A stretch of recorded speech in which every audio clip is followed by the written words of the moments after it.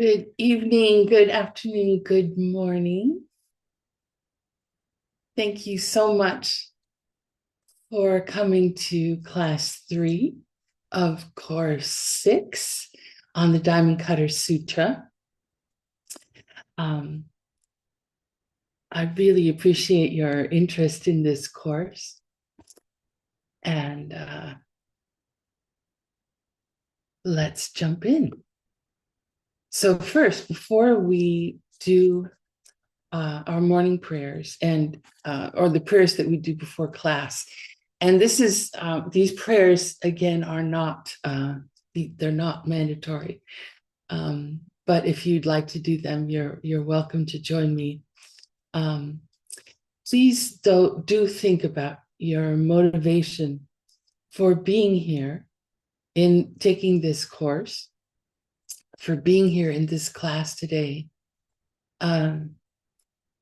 This course gives us the tools we need to escape the cycle of suffering.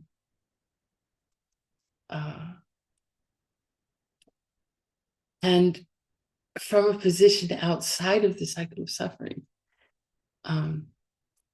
we can reach an enlightenment, total enlightenment, so that we can be of benefit to other living beings, all other living beings.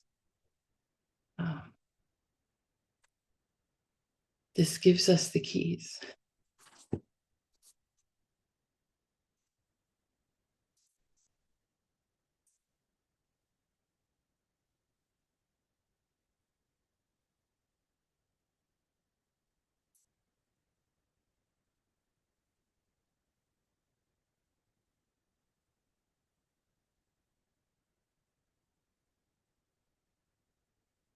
Sashi Puki Jukshin Metok Dram Rira Blingshi Nyende Gempadi Sangye Shingu Mikte Uvargi Drokun Namdak Shingla Chuparsho Idam Guru Ratnam Mandalakam Niryatayami.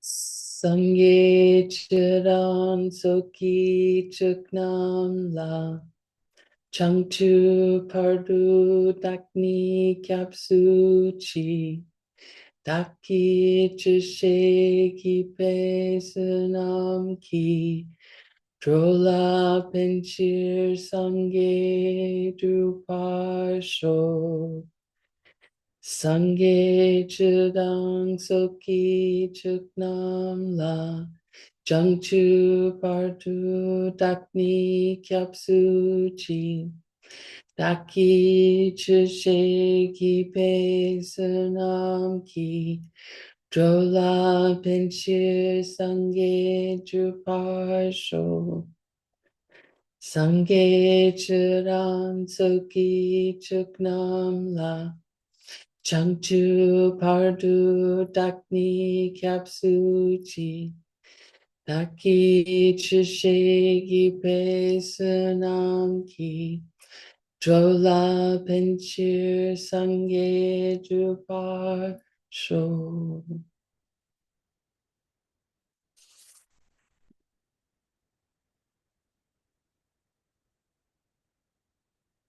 So before we get started, I have to pick up at the last bit from our last class.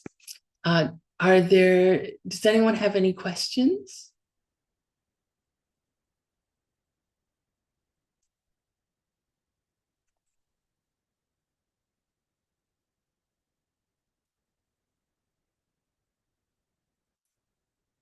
I still have all the smartest people.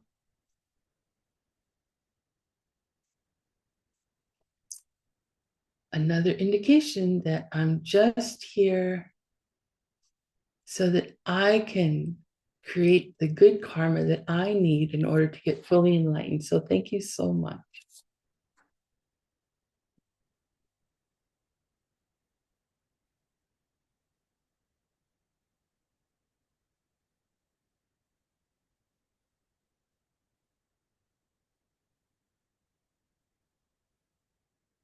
Okay, let's see.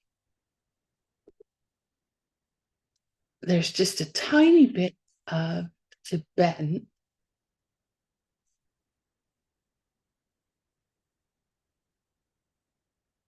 That's in the last part.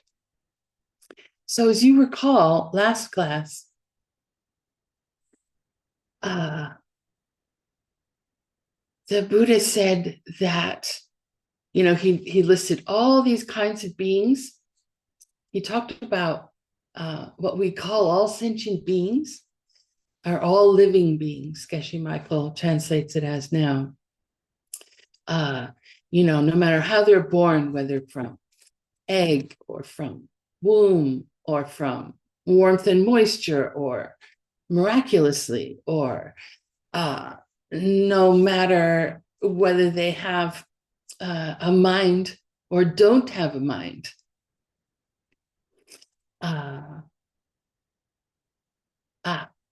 So I see there's a question in the chat, and that's exactly what we're talking about now. So perfect timing. How we're bringing all these beings that Buddha delineated, the types of beings that the Buddha described. And he said that the Bodhisattva's job is to take them all to total enlightenment. And then he said, and there's no one who will be totally enlightened. And we talked about how what he meant by that is that there is no living being who, there's nothing actually that is what it appears to us to be from its own side. So there's no living being who's a living being from their own side.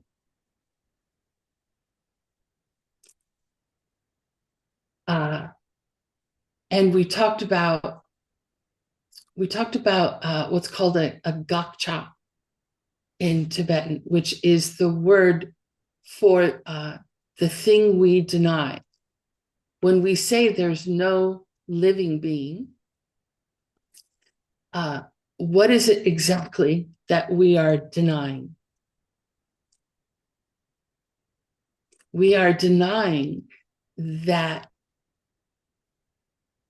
anything is what it appears to be from its own side, independent of our perceiving them the way that we do.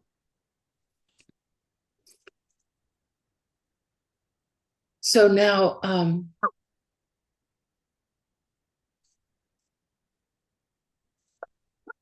let me get this open here. And I want to find you, and I want to find the chat. There's so many things to click. Come here. Okay. Now,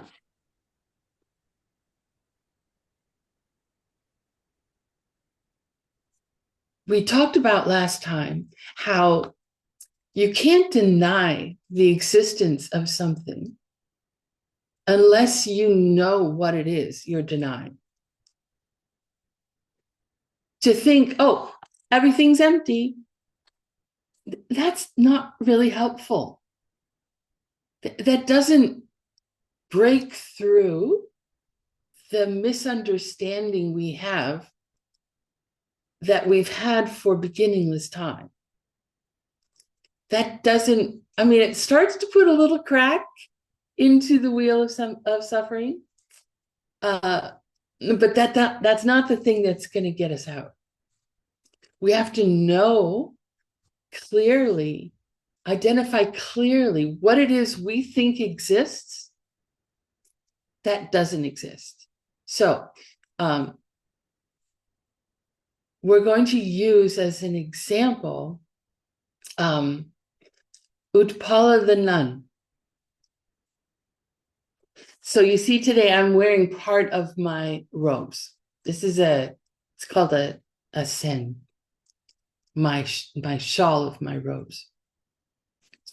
So the gotcha is that there is an Utpala the nun from her own side. So there are three. So, sorry, to identify precisely the thing we deny. So we say, oh, it's Utpala the nun. We know who she is. We see her on Zoom a couple times a week. But now you have to go looking for it. So you have to first be very clear in your mind, where are all the places to look? There happens to be, in this particular presentation, there are different ones, but this one is very clear, I think. We have to define our universe. We have to define where we're looking so that it includes all possible places that the thing we're looking for could be, if it existed. So there's no place that when we're at the end of our searching, we don't say, oh, you know what, I forgot to look over here. So we first have to be satisfied that where we're looking includes all the possible places that this thing we're looking for could be. And there are three. So first we talk about my parts. We're going to look for Utpala the nun in the parts of me. And the main part we're going to look at is this sen, this shawl. Is there anything about this shawl that suggests none? If I put this shawl on a chair in my house and you come over, I'm in the kitchen, say, making us a snack, and you come in and you see the shawl on top of that cabinet. Would you look at that shawl and then say, oh, there's Utpala the nun?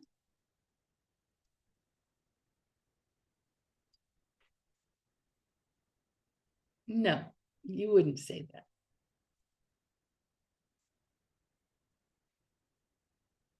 You might say, oh, there's part of the nun's robes.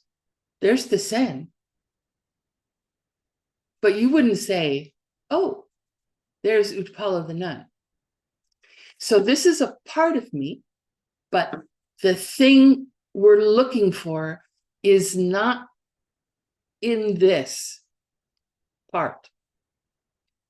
We could do the same analysis with every other part of me. My glasses, my hairband, my my phone, which I usually always have with me,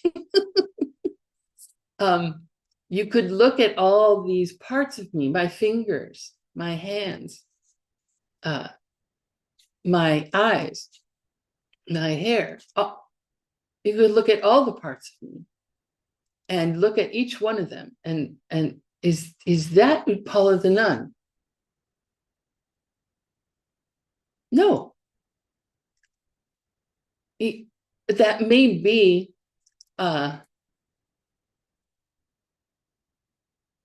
well, we'll get there. Okay, so we've looked at all the parts of that Utpala the nun has, and we can't find Utpala the nun in any of those parts individually, right? Okay, so if it's not, Utpala the nun is not in the parts, then Utpala the nun must be in something else, something other.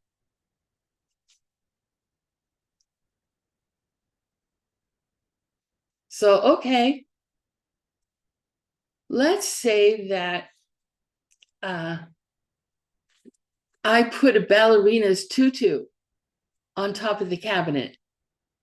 You know what a tutu is? It's that little skirt that a ballerina wears. They usually just stick straight out like this.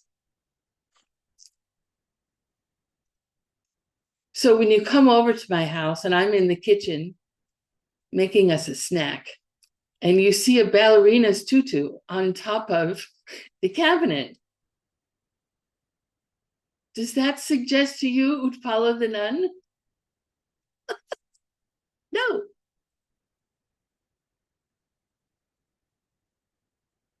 So we could pick anything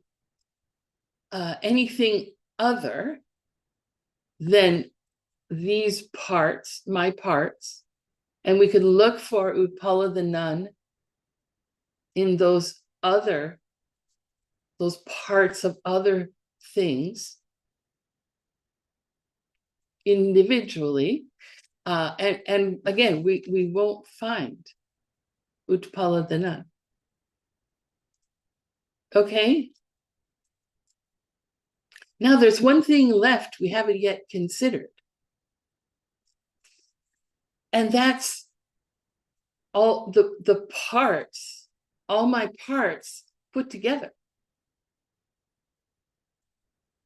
My fingers and my hands and my arms and my torso and my legs and my toes and my head and my robes and all these parts all together.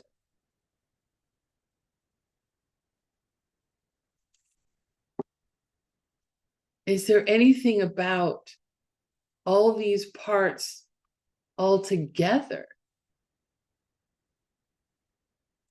that is Utpala the nun?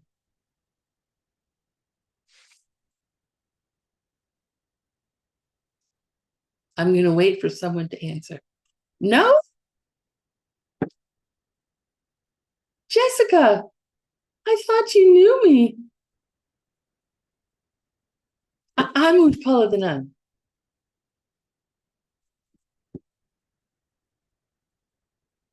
Still no?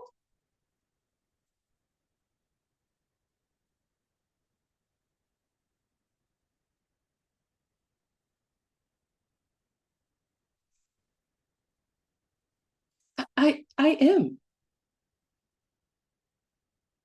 Yeah, let's talk about another person from another country. I am all my parts put together. I am Utpala the nun. Now, if someone comes from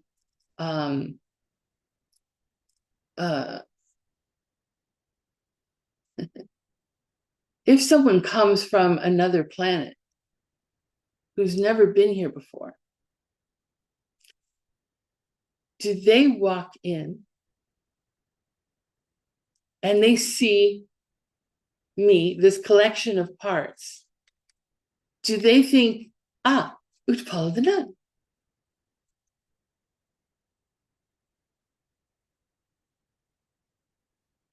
Or does the cat that I was cat sitting, taking care of for many, many months, she knew me very well, actually.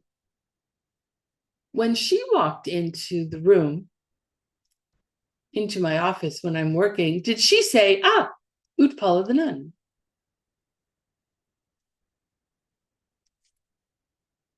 No, she didn't. So there's something else going on because I am Utpala the nun. So something's going on.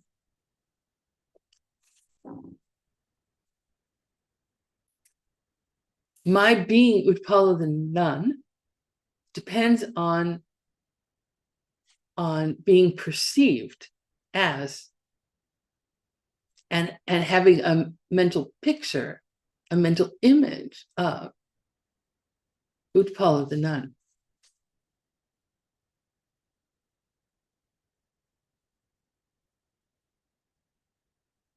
It depends on the projection of a mental image and a name for you to be to experience me as Utpala the nun. Because really all you're experiencing right now, some of you I've met in person, but many of you I have not. And your only experience of me is as this, tiny little, half an inch little blur of color and shape and hearing sounds coming through a device that because my lips are moving at the same time, you think the sound is coming from me. So you've put all this together. You may not have known until today that I was a nun. That's okay. You still had some image of me, who I am, what I am, based on some, I don't know, pretty interesting information. A tiny little image on a monitor. If there were something about me that was Utpala the nun from my side for you, for anyone else, then when the cat, Amma, walked in the room, she would say, "Oh, Buddhist nun, yeah. Galupa sect, yeah. Tibetan Buddhist nun, yeah. Her name is Utpala." No, she would just jump on my lap. Good place to sit. That's the mental image she had of who I am.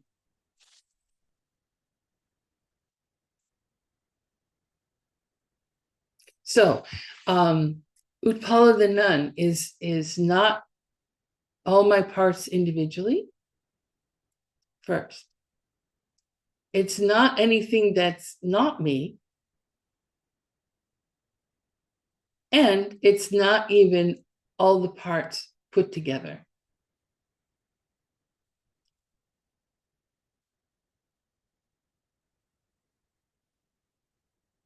There has to be the perception of me as Utpala the nun for you to see me as Utpala the nun.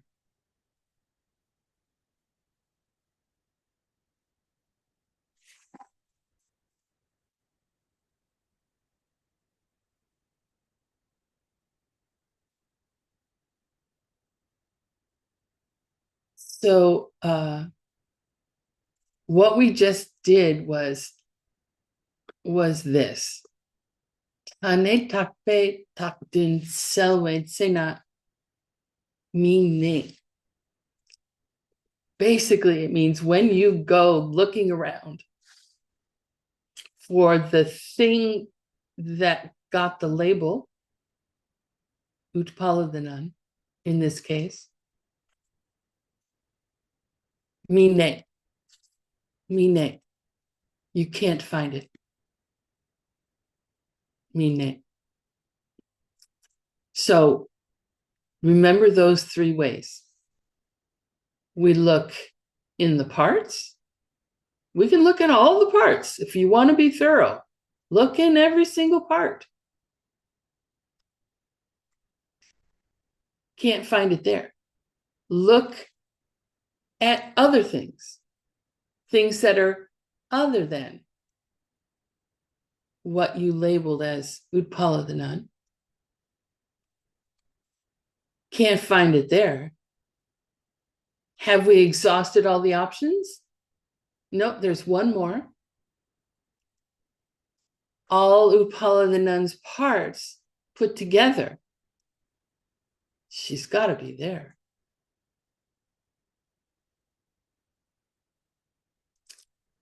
Not from her side. Only from what you project onto that, those parts you put together to say, oh, this is the whole Utpala, the nun.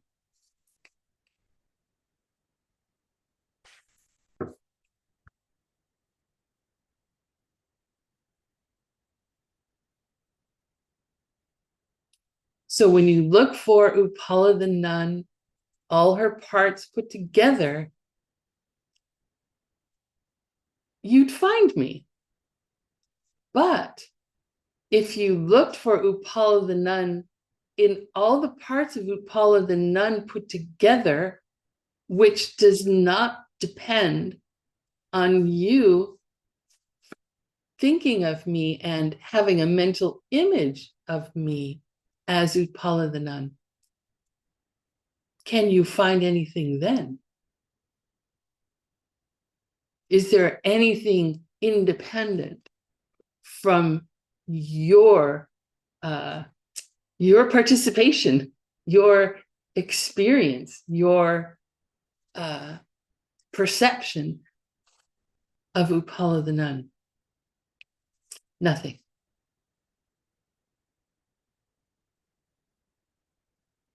And where do those projections come from?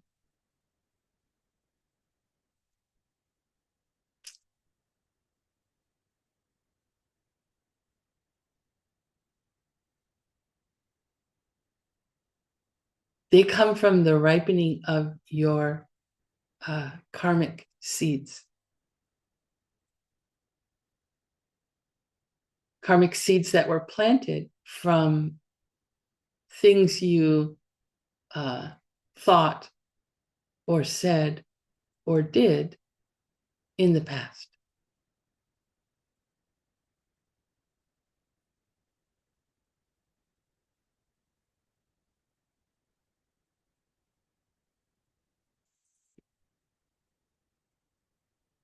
So that's how you establish emptiness. That's how you,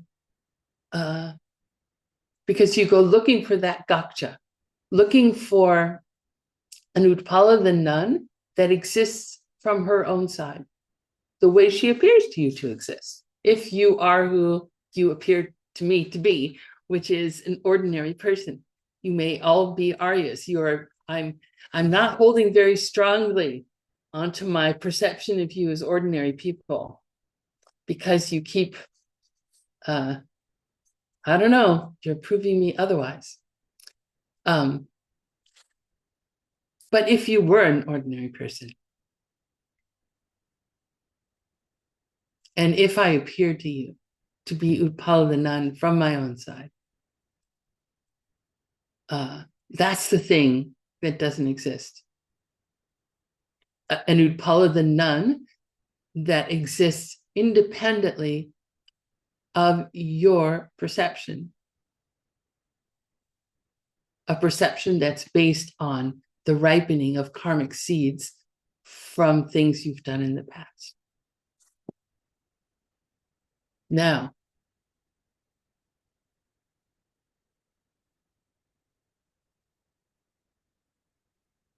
the Buddha says, okay, you have to save all these kinds of beings. The ones who are born this way or that way, the ones who have minds or don't have minds, the ones who have bodies, the ones who don't have bodies. And then he says, you have to save anyone who's ever called a living being. And that's the key right there. You have to save everyone that you call a living being.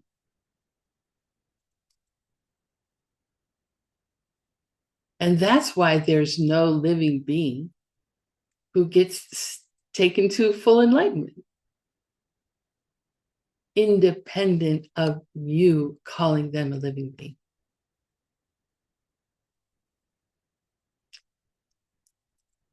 Okay?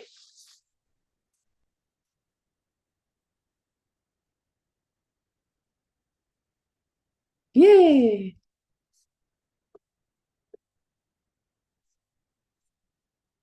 Okay. Why can I not do this? Oops. I need to move you over here. And now I'm gonna do this. Okay, let's see how I can do. I didn't leave myself very much time to go on to the next class. So let's see.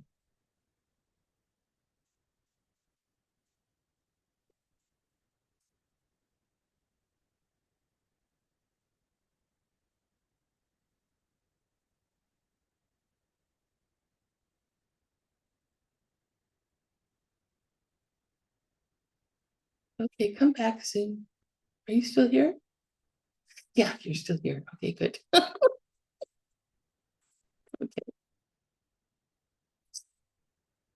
All right. That was hard for some reason. Okay, so now we're going to move on. And we're going to talk about in class 3. It's about emptiness in the bodies of a Buddha.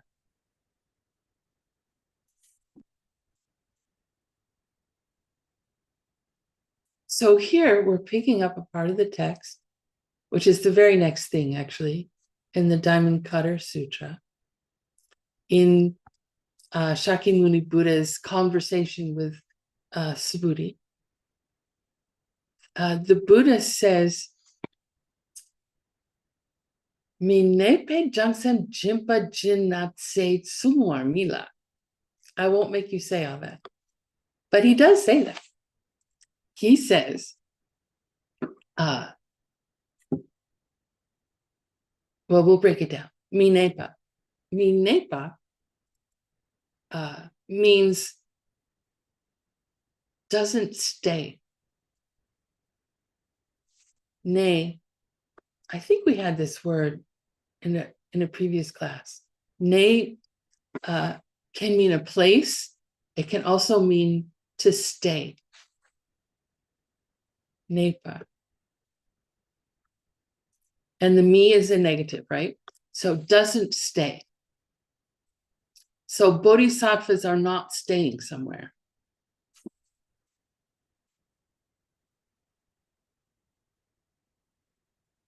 What the Buddha means, but did not say explicitly, but you can get a hint from what we just talked about.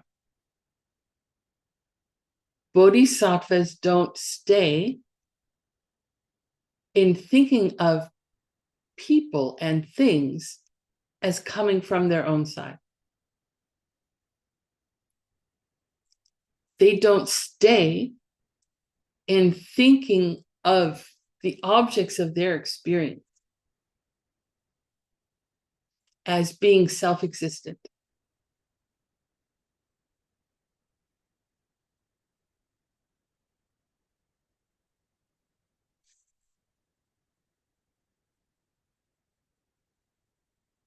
Jangsem, these are bodhisattvas.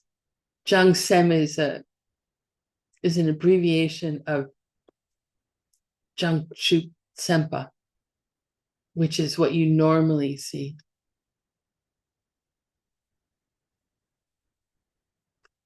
So that's there.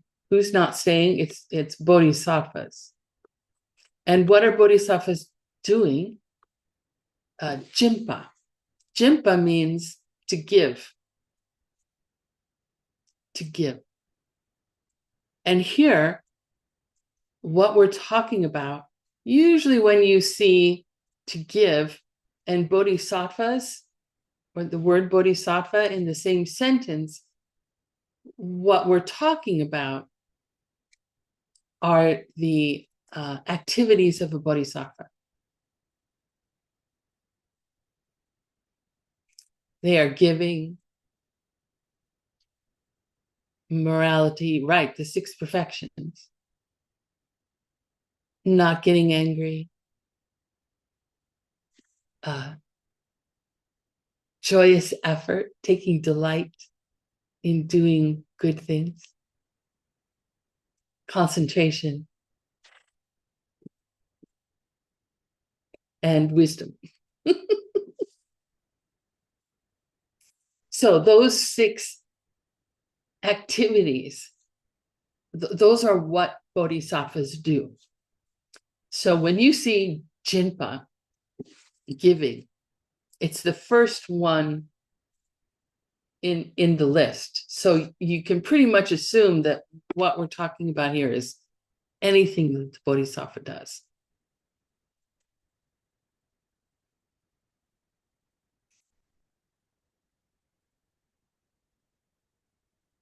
And Setsung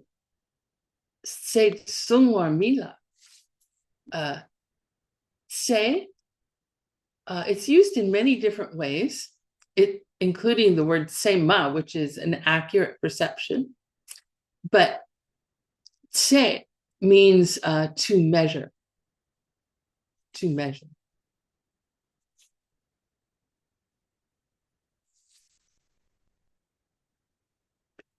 Sungwar, that means to take. And Mila, or Mila, sorry, here we've got another negative. Mi. And then La. La actually means easy. La. You see this in a lot of texts that Kajibje writes when he's just gotten through some very complicated philosophical argument. And then he says something like, well, that was easy. La. Here, Mila. Not easy.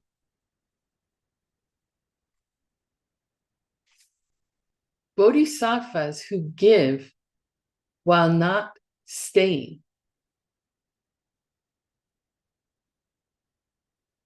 It's not easy to take a measurement. In other words, it's not easy to measure the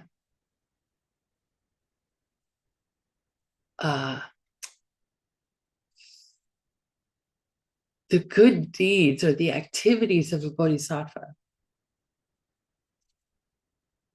who is doing their activities, who's staying in doing their activities,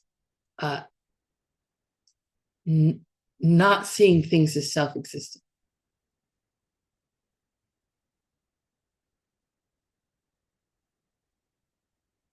We couldn't measure how much incredibly positive karma a bodhisattva who does giving while keeping in mind that the person to whom they're giving, the gift that they're giving, the thing they're giving, them as the giver, the one who's giving, and the very act of giving itself as a thing moves from the bodhisattva to the other person, that none of those things are self-existent. That, said in a different way, that all of those things come from their perception, their projections.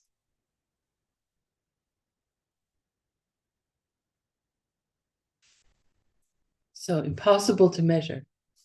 Then the Buddha says, what do I mean by impossible to measure? Could you please tell me, what's the measurement of going to the West?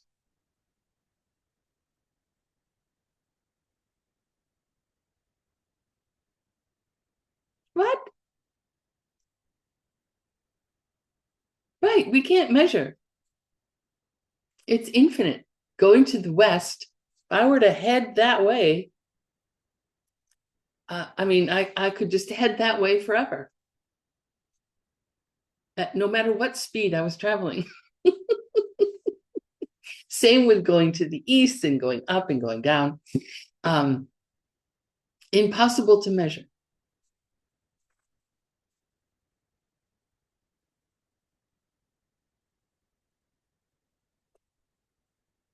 When a bodhisattva gives without grasping to or staying in thinking of things as self-existent.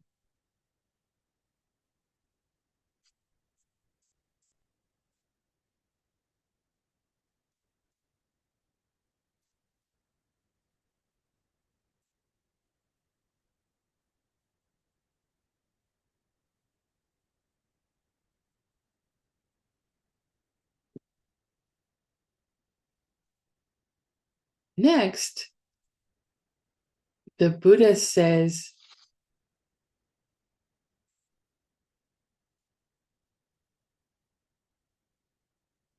Subhuti, what do you think? A Buddha has all these signs and marks that indicate that they're a Buddha. These special features of a Buddha's physical body. Now, Subhuti, if a person has these marks, has these signs, are they a Buddha?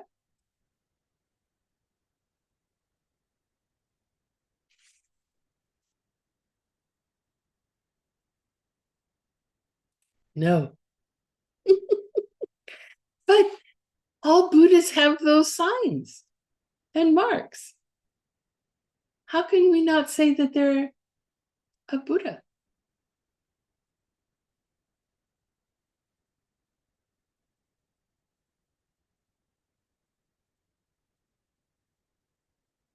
Come on, Luan Huang, you have to continue.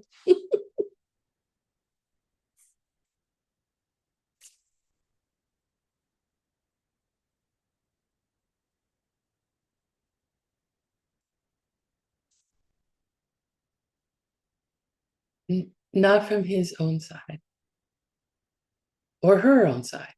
Thank you, Jessica.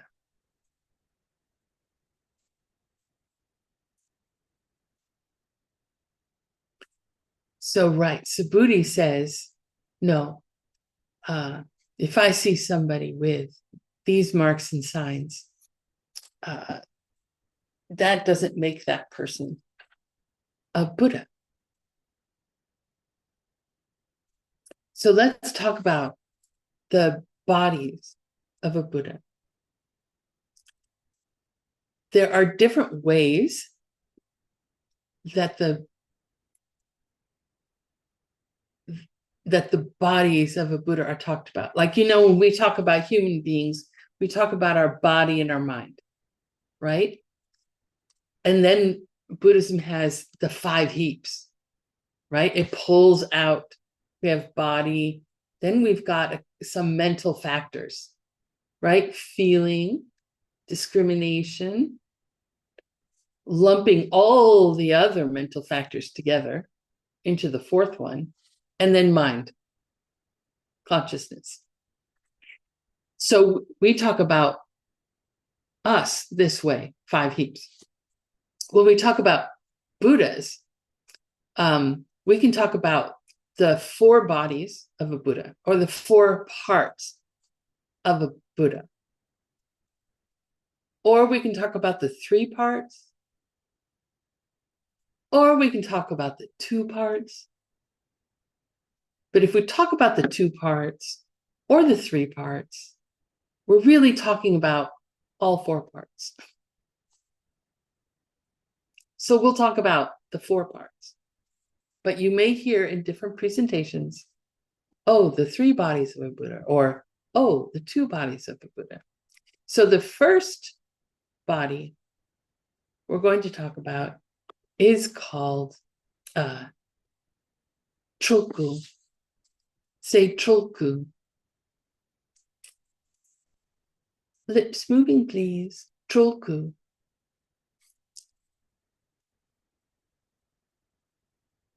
Ku is body.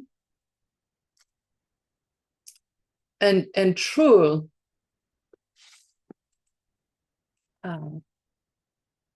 it means to like emanate out. In Sanskrit, Nirmanakaya.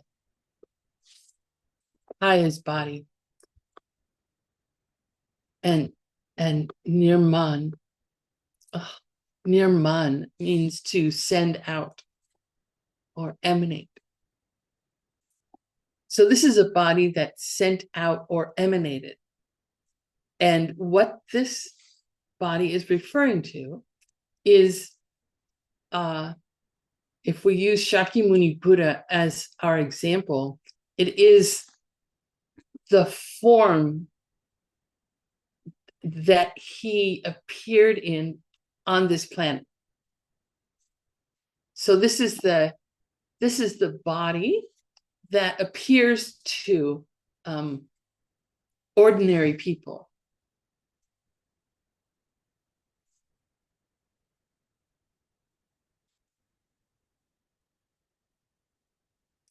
Ordinary people meaning, excuse me, people who are stuck in the cycle of suffering.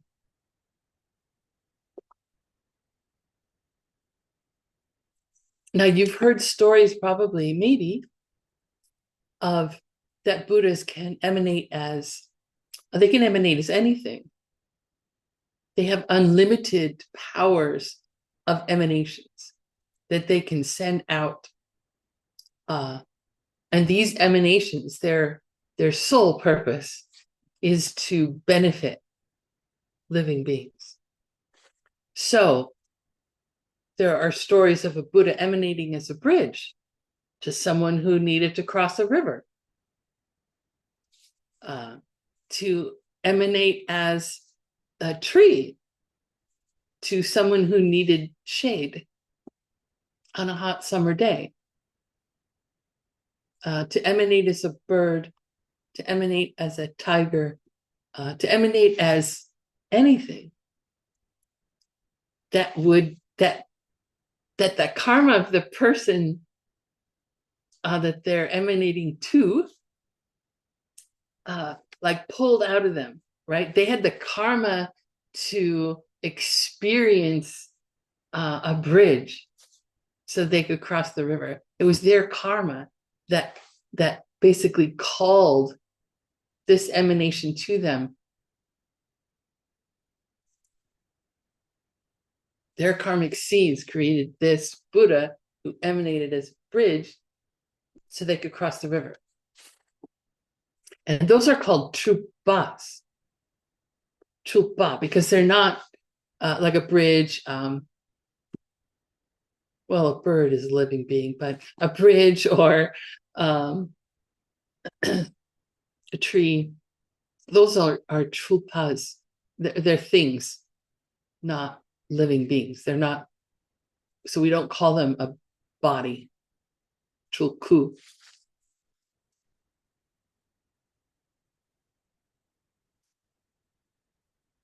So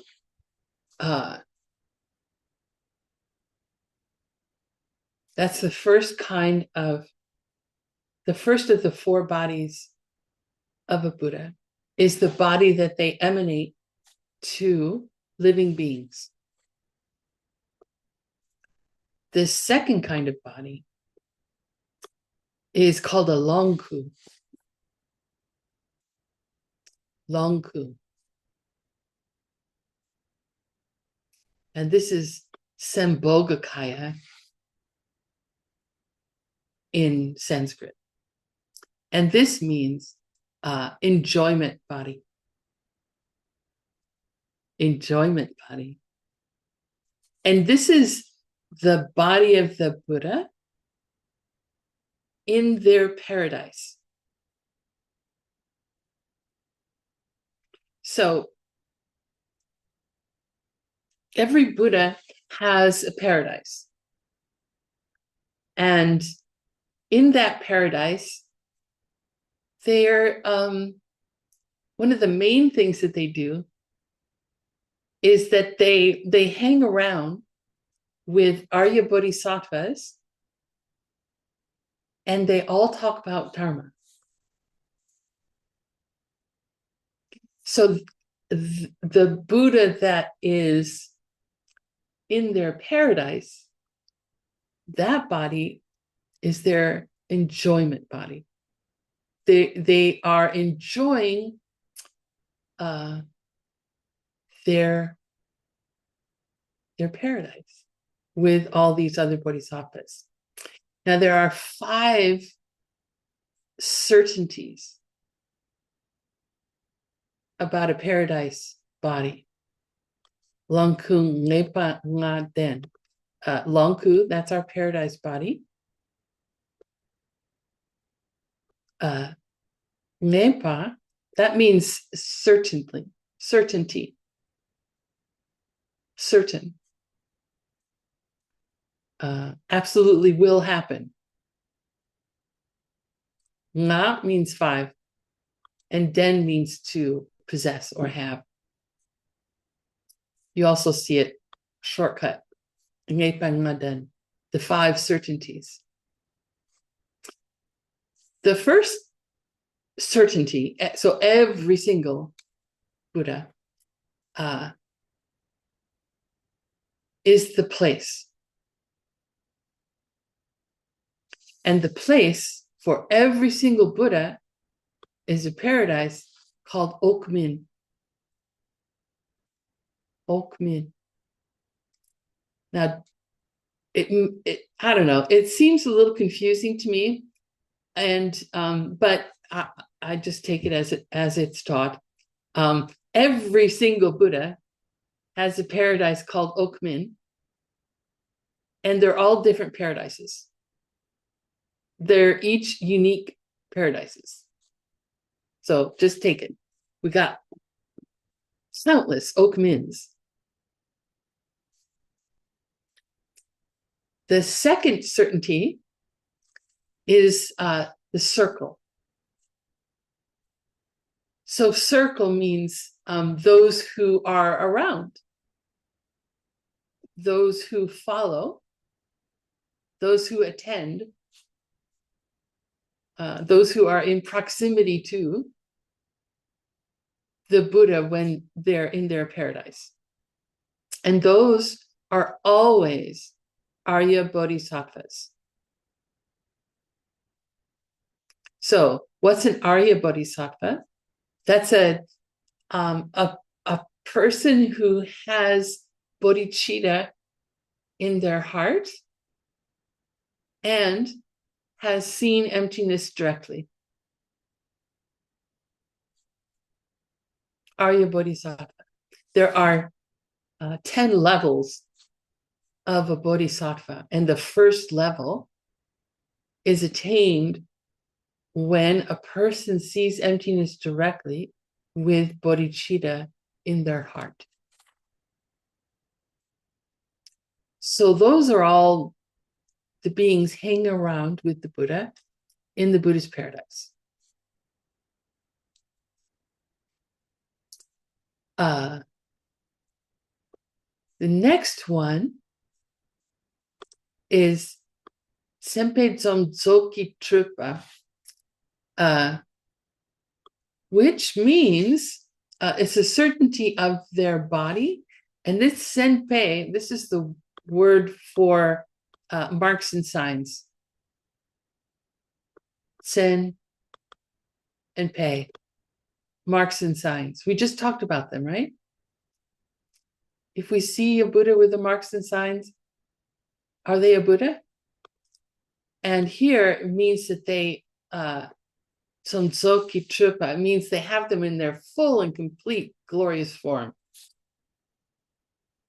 So this enjoyment body of a Buddha in their paradise has those 112 marks and signs. And if you want to know what those all are, you can find them in Ben Kramer's book, Great Ideas of the East. He's got an appendix that lists all those qualities. It's really quite extraordinary. And each one of them has a particular cause, of course.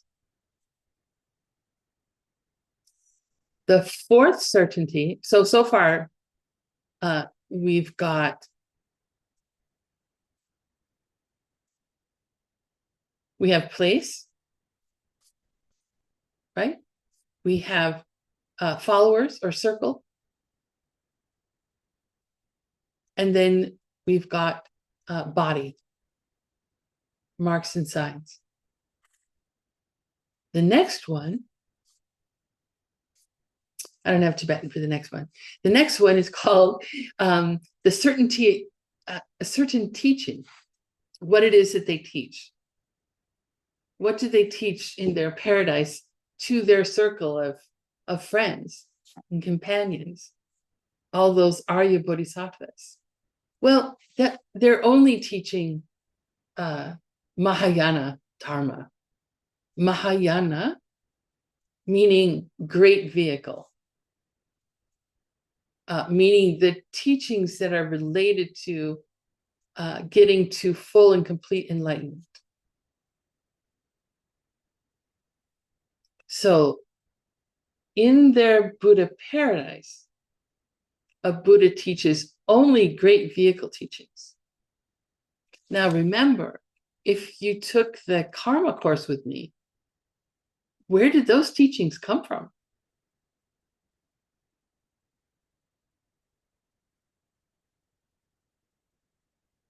Those were Hinayana teachings. Those were Abhidharma, lower vehicle teachings. So he doesn't teach about karma in his Buddha paradise. His Nirmanakaya, his emanation body, can teach any number of different things. It's everything he teaches is Dharma, but it could be great vehicle, could be lower vehicle, doesn't matter. It's Dharma. In their Buddha paradise, could be a woman. In their Buddha paradise, they teach only greater vehicle teachings. And then the fifth one, the fifth certainty about this enjoyment body is that there's a certain time. And the time refers to until samsara ends. Until the cycle of suffering has completely disappeared. No more beings left in a circle of suffering. That's how long the enjoyment body will be living, residing in their Buddha paradise. So these five are the fixed or certain things about the enjoyment body.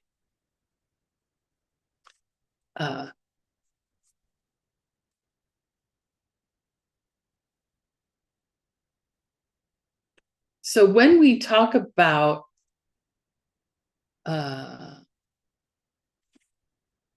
those two bodies, the emanation body and the enjoyment body, when we talk about the four bodies of a Buddha in terms of two bodies, those first two that we just talked about, those are considered sukhu, form bodies, or in Sanskrit, rupakaya. Rupakaya. So we finished two of the four. Okay, on a roll. The third body of a Buddha is called the Ngo Niku. Say Ngo Niku. It's a Svabhavakaya in Sanskrit. I used to always get Svabhavakaya and Sambhogakaya confused. Just the sound of them sounds so similar to me, and I really don't know Sanskrit very well. But Sambhogakaya, that is do you remember? That's the enjoyment body in the Buddhist paradise. Then Ngoki, the Ngoku, the Svabhava, that's a different body. It's called the essence body. That's what Ngo means. Ngo. And it has two parts, or relates to two things, I should say. The first is innate purity. Innate purity. Innate. It's inside of them. It is a part of them. It's a part of all of them. And what that is, when I say what it is, it will be more clear, I hope. It's their emptiness. It's the emptiness that they've always had. That this person who is a person of a string of moments of time, right? And in the stories of how long it takes for a person to become a totally enlightened being, it can take 3 countless eons. So that string of lives of that person, so over different lives, many different lives, when we're talking 3 countless eons, that's a heck of a lot of lives. It's the emptiness that they have had all that time. We have that emptiness. We have that absence of a self nature.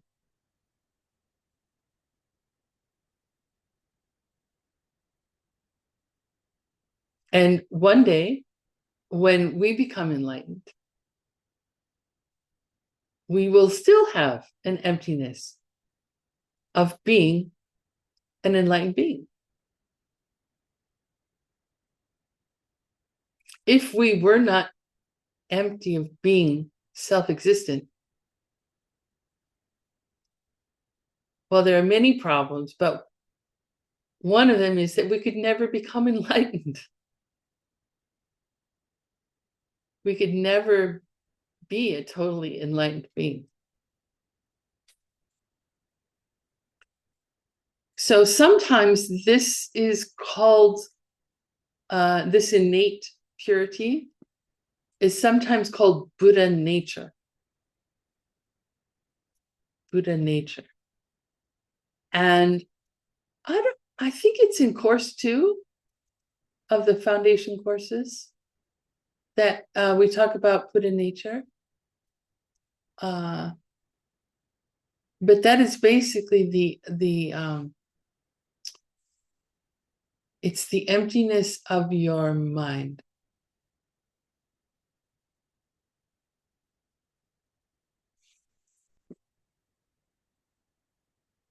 It doesn't mean that there's like some Buddha inside of you or something, or even anything positive, anything substantial, anything that, like lives inside of you someplace.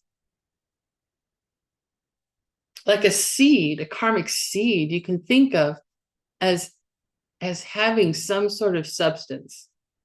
It is, even though it's a potential, it does things.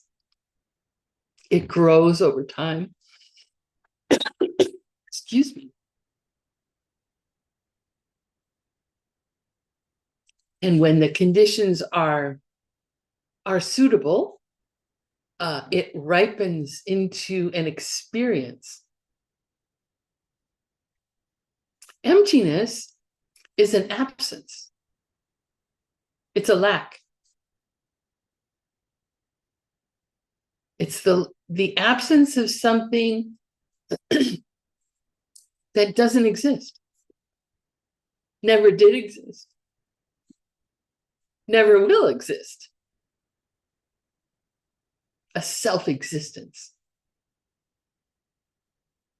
It's the emptiness of self-existence, the lack of self-existence.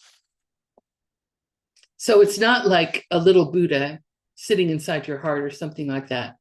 I mean, that's sort of sweet to think about, but no, we're we're not like Buddhas in hiding or something like that. Oh, if I could just reach my true Buddha nature, if I could just let free the Buddha in my heart. No, that's not what's going on. It's just emptiness. The lack of an impossible thing, the absence of an impossible thing, which is self-existence. Okay. The second part of the third body of the Buddha, right? We have the essence body. We talked about the first part, which is its innate purity. The second part of the third body is called cessations. Cessation, to cease, to stop, to end, to no longer exist. So where emptiness, we're talking about the lack, the absence of something that never existed, never could exist, never will exist, an impossible thing. Cessations are the absence of something that did exist and now it's gone. Simple. Right? Emptiness, absence of impossible things, mainly self-existence. And cessation, the absence of things that used to be around. Things that did exist. Now they don't exist. So what are we talking about when we talk about cessations? We're talking about the ending or the absence of right. Thank you, Tin. Negative emotions. Our arhats, those who are in nirvana, they also have cessations, right? They no longer have negative emotions. We also have some cessations. Like, I don't know about in your culture. I think this happens in every culture. But Santa Claus was a very big thing when I was a kid. That around Christmas time, of course, I grew up in a Christian family, so maybe it doesn't happen with other faiths. But so we believed that there was this guy who's a really cool guy. and he lives at the North Pole. And every year, all year long, he's spending time making toys for kids. And then once a year, he goes around and visits every single kid on the planet in one night. He's so magical. And he delivers presents to kids. And so that's the story.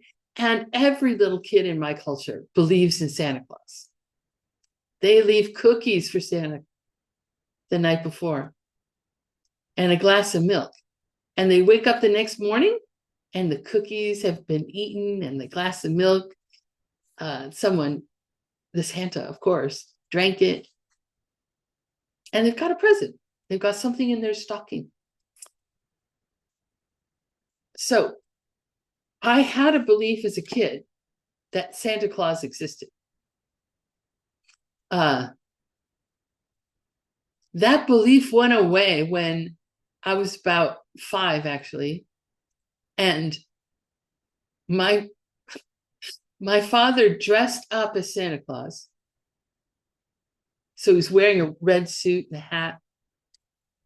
And it was the middle of the night, at least to me as a 5-year-old. I'd already been asleep.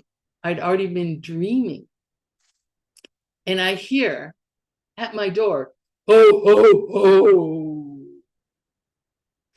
And that scared me half to death. But that's what Santa does. He says, "Ho, ho, ho." So I wake up out of bed and I look, and there's my dad wearing a red suit. And I'm like, what the heck? So that was the end of Santa Claus for me. I no longer believed in Santa Claus. Anyway, so that is a cessation. I have a cessation of a belief in Santa Claus. Okay, hurrying along. Let's get to the fourth body. The fourth body, now this may be a little tiny bit confusing, but just stick with me for a second. The fourth body is called Geshe Chuku. Geshe. Geshe means wisdom.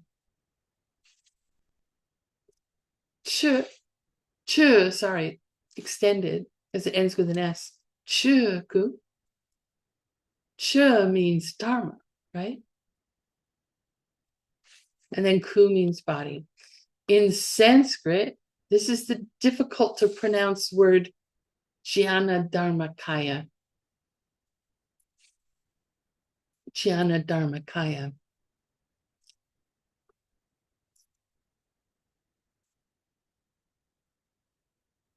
Now, this is as opposed to Chuku. So, without the Yeshe, just Chuku. Instead of Geshe Chuku, it's just Chuku. This word, and it's Dharmakaya, and you may hear this word a lot, Dharmakaya. This word, remember when we had the word Rupakaya that included the two bodies, the two physical bodies, the emanation body and the enjoyment body? Dharmakaya, that's the word for when we're just talking about two bodies of a Buddha. So this includes both the Ngōniku, the essence body, and the Geshe Chuku, the wisdom body. So Dharmakaya, without the jnana in front of it, means we're talking about just the two types of bodies that have to do with the Buddha's mind. Okay, the first one, the essence body, that had to do with his innate purity, the emptiness he's always had, and cessations, the ending of things that were obstacles or obstructions to his mind. So what is Geshe Chuku? Geshe Chuku is the omniscience of a Buddha.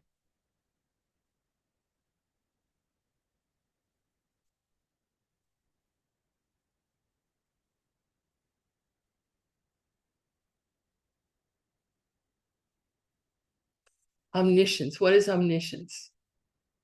You know, I really can't wait to reach total enlightenment so I can get a good understanding of what omniscience is. Because omniscience is seeing all existing things in the universe in all three times: past, present, and future. In each moment, fresh, new experience of every single thing that exists in all three times. I mean, I don't know about you, but that's a very difficult thing to conceive of. What that must be like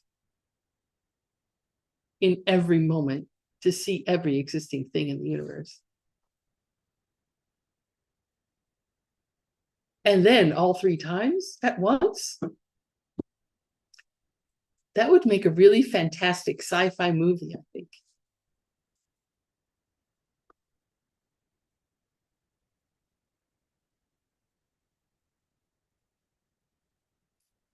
So, why did we talk about the marks, the bodies of a Buddha? We were talking about the marks and signs of a Buddha, and that Subhuti answered the Buddha and said, no, when I see someone who has the marks and signs, I shouldn't consider them a Buddha. And the Buddha says that the marks and signs are deceptive.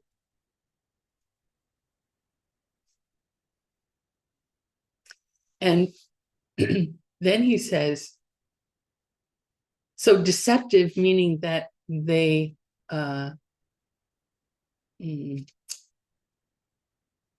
appear one way, but they exist in another way, right?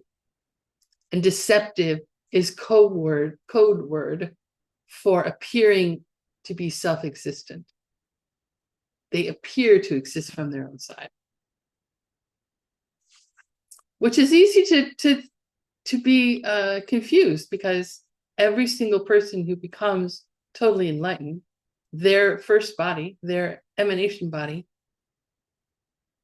has those signs and marks in their full and complete glory. Remember, we said that was one of the certainties. Well, that's of the Sambhogakaya, but also the Nirmanakaya. In its, what they call, I know I had this word here somewhere. Choki Chulku.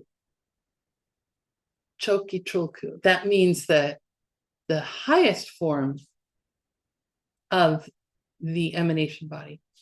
Anyway, so the Buddha says, okay, signs and marks, they're deceptive.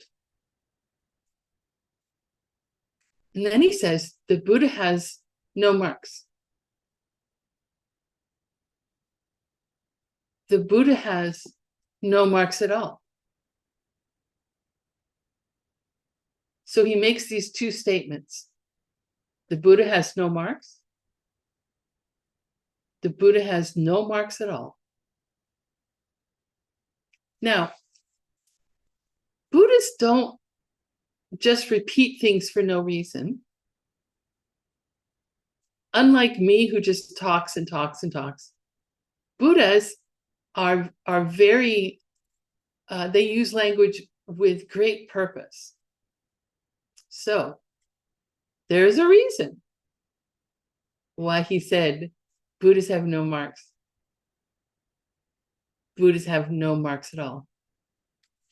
So the first mention, the first time he says, the Buddha has no marks, What he's talking about is the physical parts of a Buddha.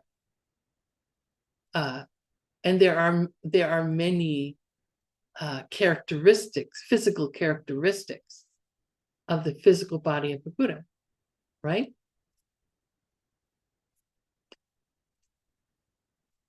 He has a bump on his head, on his skull, pretty tall. He's got jet black hair. He's got Dharma wheels on his palms. And many, many more. So all of those are deceptive. All of those are a projection. Now, to a Buddha, a fully enlightened being, that means when they look at their palm, for example, they see the appearance of a Dharma wheel. But they can see, a fully enlightened being can perceive in the same moment the appearance of the Dharma wheel and the absence of self-existence of the Dharma wheel on their palm in the same moment. They're the only kind of being who can see both at the same time. Appearances and the lack of self-existence of appearances. So that's the first mention. The Buddha has no marks. That's what it's referring to. The Buddha has no marks at all is related to Buddha's mind.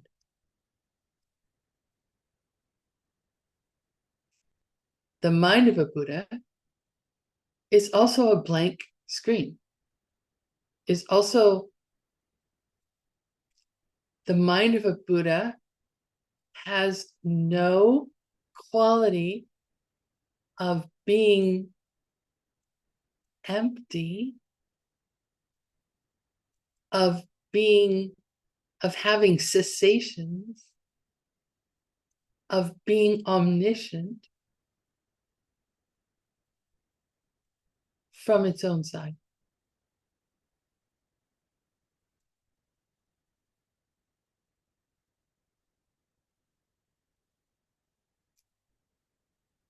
So when a Buddha experiences mental activity, when a Buddha experiences, for example,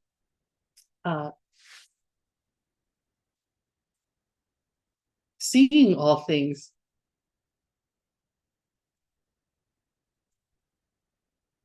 the Buddha knows that is just a projection.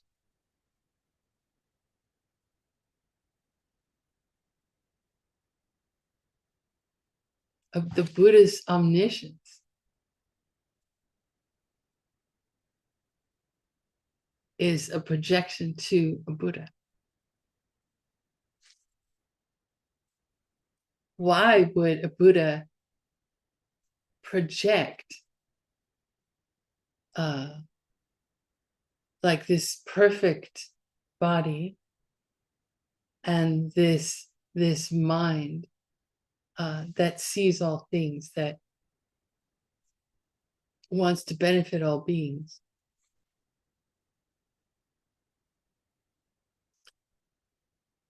Because of the karma that they created. So when we do these prayers at the end of class and we talk about, the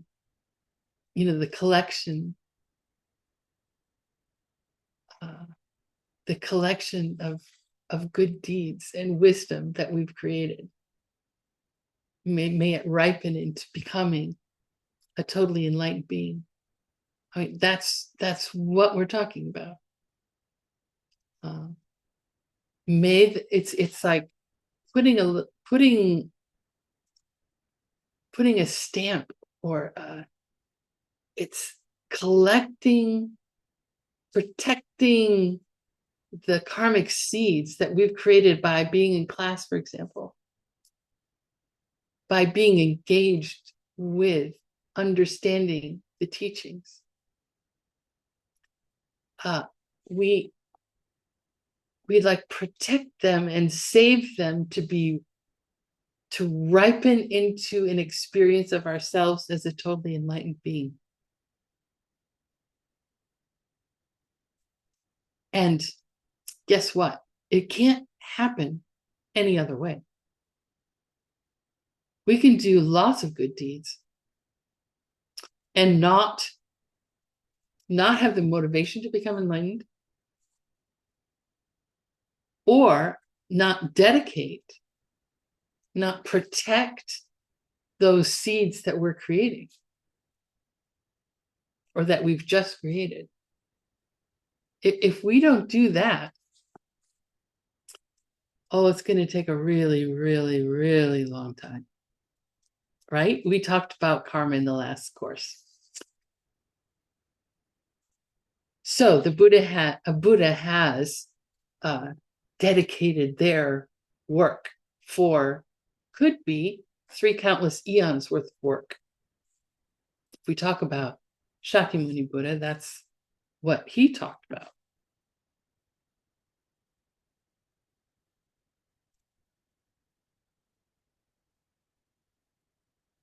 Wow, I ended early enough for us to do prayers together. How about that? For us to dedicate what we've done. Oh, Jessica, you're funny.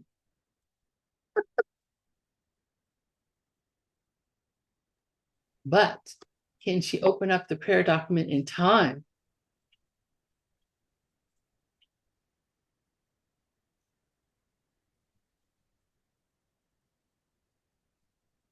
Hurry, Paula, hurry, hurry.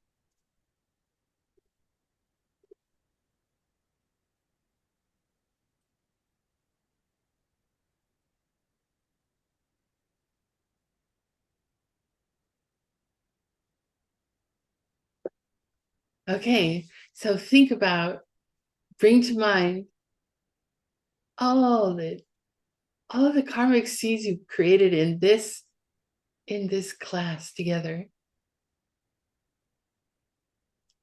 in understanding the appearances of a Buddha, the different appearances of a Buddha, and the way a Buddha exists as being empty of any self-nature. And that's how we can become totally enlightened.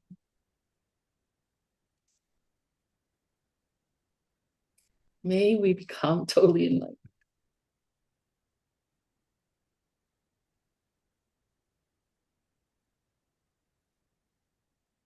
May what we've done today be the very cause for our enlightenment.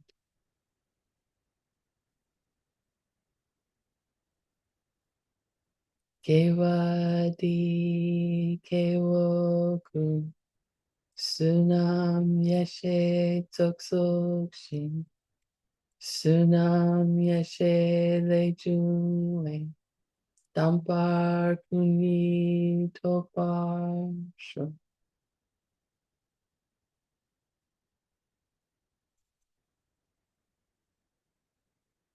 Thank you. Thank you so much, Venerable Utpala. Thank you so much, Thank you, teacher. Venerable Utpala. Thank you so much. Please stay. Thank you so Thank you much, so much, teacher. Thank you so much, Venerable Bala. Thank you, everyone. Thank you, Venerable. Thank you so much. Thank you so much. Have a great day or great night. And I'll see you in 2 days. See Yes. you. Thank you. Please stay.